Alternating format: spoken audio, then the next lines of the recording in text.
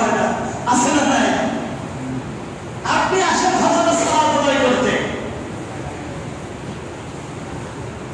আযান হয়েছে, আপনি ওঠেন, মিসওয়াক করেন, ওযু করেন, কিন্তু ভাবে ওঠে না, আছে না নাই? সে ঘুমায় থাকে। এই